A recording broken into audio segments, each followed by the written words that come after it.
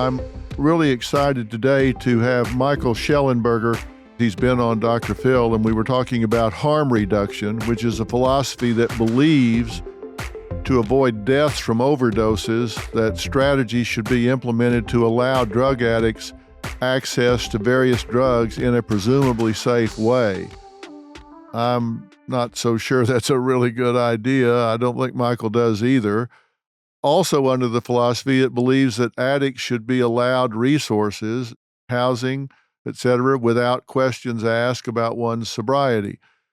Now, Michael says that his book, San Francisco, Why Progressives Ruin Cities, examines the way harm reduction policies have emphasized personal liberties but ignore personal responsibilities. Anybody that's been to San Francisco in years past have always thought it was one of the most beautiful cities in the world, one of the most picturesque cities in the world, sitting on the bay there.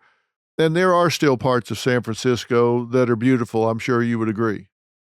Oh, it's still my favorite city in the world. I moved out here after college because I am in love with the city, and its essence is still there. It's just a very tarnished jewel at this point.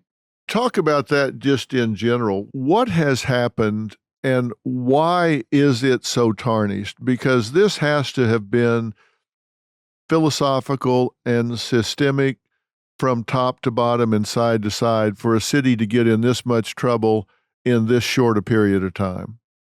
Sure. Well, so San Francisco, it's a very progressive city. It's a city that loves freedom. It's obviously, or maybe not obviously, but I think many people know it's the home to the gay and lesbian movement, gay, lesbian, bisexual, transgender movements. It's been a place of free spirits. It's very libertarian. It's also very compassionate. It's named after St. Francis, of course, who was the saint of compassion and taking care of the poor and of nature. And the combination of those two things, those two strengths in excess, leads to pathology. And so what's occurred is the coddling of people that are struggling with drug addiction, where they need tough love. They're basically being enabled in their addiction. And so the city is it's overly generous in the sense of basically providing cash, housing, and many other services to people without any requirement that they address the underlying cause of their homelessness. Over 20,000 people come to San Francisco every year as homeless individuals, the vast majority of them struggling with drug addiction and or untreated mental illness. There's ostensibly about 8,000 homeless people in the city at any given time, half of whom are on the streets. And so we've seen a threefold higher overdose rate in San Francisco from drugs, threefold higher than in the United States as a whole or in California. And that's all a consequence of the refusal of San Francisco's leaders to require people to take responsibility for their behaviors, including not defecating in public, not using drugs in public, not camping in public. And many basic laws have stopped being enforced. And so that's what's the fundamental dynamic that's led to the destruction of the city. Look, go back to Psychology 101. One of the things that we know is you just don't reward bad behavior. Go back to Skinner, go back to the most fundamental behaviorist, whether you're in a rat lab, whether you're dealing with animals, whether you're dealing with humans, the behavior you want to see repeated, you reinforce. The behavior you want to see extinguished, you either punish or withhold reinforcement. Seriously, the first week of Psychology 101, that's one of the principles that you learn, and it holds true across species, across ages within the human race. But it seems like this has been forgotten because it appears that there are certain parts within the political spectrum that believe that if you reinforce certain behaviors, that somehow they will miraculously feel a bond of brotherhood and will just stop their self-destructive behaviors. I don't get it. I'm confused. I don't understand how that is supposed to work. But what you're describing to me sounds like enabling in its most fundamental form. And enabling, that term gets used so much, I think it loses its meaning. It means making it easier or paving the way for someone to continue to do self-destructive behaviors, either giving them money for drugs, giving them housing, protecting them from prosecution, doing anything that you do that makes it possible for them to continue to do what they're doing.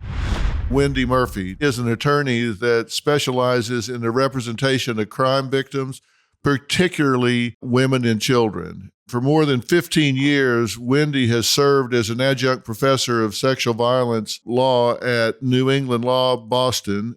She also co-directs the Women's and Children's Advocacy Project under the Center for Law and Social Responsibility. She's done so much. I could go on forever and not even get to her. There are a lot of people, men and women, but women that get victimized by it, are not aware that women do not have equal protection under the law. They don't have it constitutionally, and they don't have it pragmatically. And you don't realize that until you wind up in the court system, and there's somebody up there saying, HIPAA be damned, confidentiality be damned, and all of the rules of evidence that apply in other crimes all of a sudden are thrown out the window. Right. And all of these things that you can't bring up in a robbery case or you can't bring up in a murder case about pre-offense information that never gets in front of a jury, all of a sudden is paraded out in front of the jury about a victim that has been brutally raped. They can now talk about what she did in high school, what she did in college, what she did at a party 3 weeks before this happened. And you're sitting there saying, wait a minute, this predated the offense. What the hell does this have to do with what happened that night? Yep. But yet it's admitted, and it's not reversed on appeal when it is clear violation of the rules of evidence. So It doesn't happen just at the trial level, it's upheld at the appellate level. Yeah, exactly right. So when I've argued countless appeals in these cases, and I've made this point that you cannot treat these types of victims differently. It's just a violation of equal protection of law. And I make all these arguments that are about the Constitution being designed to protect everybody equally and give everybody equal rights. And generally speaking, the courts say back to me, but you're wrong, Ms. Murphy.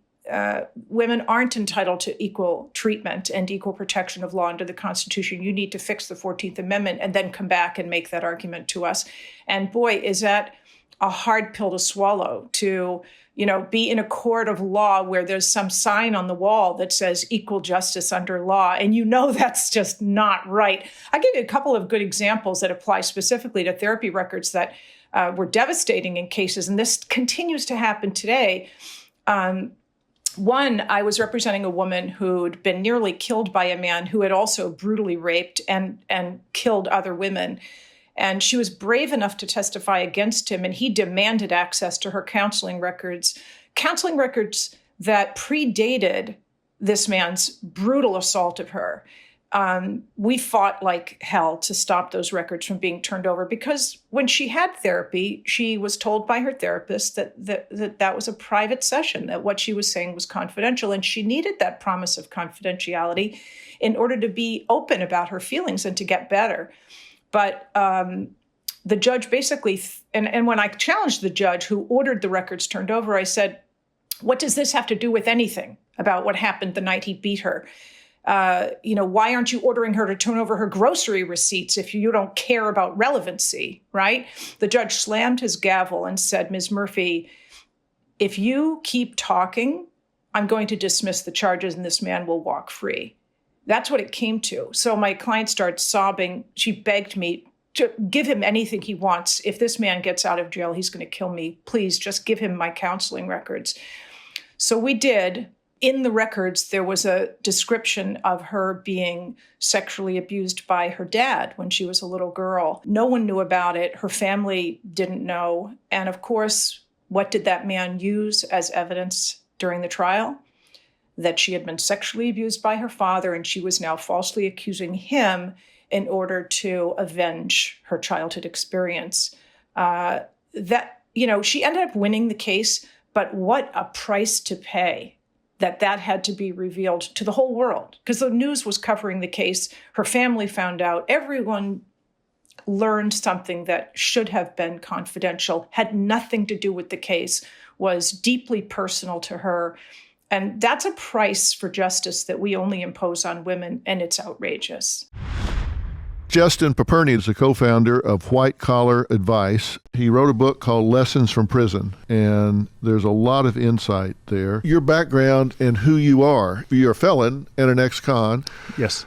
You got sentenced to the federal penitentiary for white-collar crime, and it had to do with conspiracy to commit fraud with regard to securities, correct? I was a stockbroker at Bear Stearns, then UBS, and several years into my career, despite all the success I had, I found myself making some bad decisions on behalf of a client. As a result of those poor choices, I was inevitably sentenced to 18 months in federal prison. I don't want to get into the specifics of your crime because, frankly, people don't care. What they do care about is you got caught, and now you're quick to say that you were wrong. You were guilty, correct? Indeed. One of my biggest regrets is not accepting responsibility sooner. And as a result of my not accepting responsibility sooner, I made it harder on victims, those that love and support me. So that was my biggest regret amongst a long list of regrets. When you first got charged, you were in denial at the same time, correct? When I learned that I was in trouble, I said, this is not a big deal. They're going to see that I didn't have bad intent, that I was clearly swept into this, and they're going to see that I'm a student athlete from USC and I had hundreds of clients who loved me and I never had a problem before. So as a result of that flawed thinking and spinning lies to lawyers, then later lying to the FBI because I did not want them to perceive me as a criminal, I had lied and made matters measurably worse. So denial took years off of my life and led to a longer prison sentence. I want to break that down a little bit. So you got charged, and at the time, had you admitted to yourself that you had done wrong, or were you deluding yourself? I was deluding myself. In fact, I've trained new agents at the FBI Academy in Quantico, Virginia, and when the FBI agent that arrested me introduced me to the agents, he said, before I spoke, had Justin been honest with us when we interviewed him, we would not have pursued prosecution. Think about how different my life is as a result of my unwillingness to accept responsibility in front of two FBI agents because of shame, denial, living like the ostrich with my head buried. So yes, my life is forever changed because I couldn't step up and say, I made some bad decisions and I regret them. So he said if you had been honest, they wouldn't have prosecuted you? Think about that. I talk a lot about post-defense conduct in this Varsity Blues college cheating case. We've got to pay attention to post-defense conduct, what defendants are doing between indictment and a potential trial or sentencing hearing. It is a big deal, the record they need to begin to create as a law-abiding citizen because the government is judging them for some bad decisions they made. They've got to work to change that narrative. I did that terribly as a defendant. They have an opportunity to do better. But at the time you were sitting in front of the FBI agent, you weren't just lying to him, you were lying to yourself. And to my lawyers, flushing money down the toilet. I was a lawyer's dream client potentially. You said you spent $50,000. $50,000 just to get in the door and sign a retainer for a white-collar defense attorney. I blew through $50,000. Lying immediately. I didn't want to own and acknowledge my criminal conduct. As I wrote in Lessons from Prison, I needed someone like me to drop a bucket of cold ice on my head and maybe throw a right punch and say, get it together, bud. I didn't have that. You said that you then got a criminal lawyer. I did. You were talking about taking a polygraph, and this lawyer said, look, do not lie. You cannot beat this polygraph. Do not kid yourself. Do not go in there and try to lie. And you studied countermeasures. Not only before I studied countermeasures, I told my lawyer, I said, I'm insulted. I'm innocent. I've done nothing wrong. I'm being swept into this. I'm insulted that you actually would suggest that I would cheat this exam. This is how little you think of me as a client of yours. She said, Justin, please, you're very smart, but you can make some dumb decisions. Do not cheat the exam. So, of course, once I left his office. You then went to the internet, started downloading. I still have the receipt, Dr. Phil. $350. I bought a lie detector test, and I studied very aggressively for several days, studying to beat that exam. And mastering all of the techniques. All the countermeasures, everything from attacking the shoe to tightening your muscles and The tush. everything. And you got in there and failed miserably. The lie detector test is presided by a former FBI agent. I did it at the office in San Francisco. And I sat for the test and I squeezed my innards when appropriate, pinched the toe when I was supposed to. And I thought, I have this. Like, I'll be back on the golf course in 2 days. This is great. Then the results came back and my lawyer asked the FBI agent to leave. And then they said with greater than 99.99% I had failed the exam. And I remember looking out into Alcatraz from the San Francisco office thinking, this is not good. What if they just turn a cold shoulder to me again? Well, okay, what if they do? Then you'll try something else.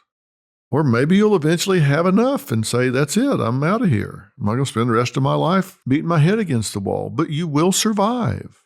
Accept the risk of vulnerability and accept the fact that you will survive. The third thing you've got to do is accept your partner. And that means you've got to stop focusing on the negatives. You got to take the chip off your shoulder. You have to realize that you don't have to react to everything you can react to. Just because they do something that you can justify being upset about, you can justify being hurt about, you can justify being wounded by, doesn't mean you have to be. You can make a joke out of it. You can choose to tease them about it. Pain is the price that you pay for resisting the natural order of things. There is a natural order of things. There's just a certain way people are going to be. Like I've said, Robin's very emotional. I love that about her. She's so much fun in that regard, and she gets so excited about things. It just fills up the room, and it's great when our kids were growing up, and it's great now with our grown kids and our grandkids. She gets so excited about things, and it just brings a texture to life that's really, really nice. I'm much more cerebral. I just kind of think about things, and I might have a great sense of satisfaction inside, but I don't do the happy dance like Snoopy in the Peanuts cartoons. She'll sometimes turn around and say, give me something. Come on. I mean, it's like you won the lottery or something. Give me something. Jump up and down. Throw caution to the wind and break into a smile. She teases me about it, but she doesn't resist the natural order of things because she knows that that's just the way I am. I'm kind of reserved in that way. I was raised by an alcoholic father in a very combative situation, and I kind of have emotions that are a little more constricted. That's just the natural order of things. So she knows that, and she'll redo something in the house and say, okay, come in and look at this. All right, close your eyes. Now open your eyes. What do you think? And I'll look at it and say, oh, yeah, I think I might like this. And it's like, oh, God, do you like it or do you not? Well, after about 10 years, she's learned it'll take about a week for him to kind of think about it and look at it and live with it a while. And he'll sit in the room a while, look around and stuff. And then, in about a week, he'll tell me, I really like this. This really feels good. I really like this. And when he says it, he'll really mean it. But he's not going to just jump up and down and go, oh, wow, this is the greatest thing I've ever seen in my whole life. That's just not the natural order of things for me. And she's been great about accepting that. So ask yourself, do you accept your partner and their natural way of being in the world? And you don't have to love everything about somebody to love them. You can love what they do in certain situations and not love what they do in others, but you can still love them. I love that she gets so excited about things. And if by my yardstick it would be too excited, that's just by my yardstick. It's not by hers. So I accept her and her emotionality, and she accepts me and my analytical approach. And between us, it's a pretty good balance.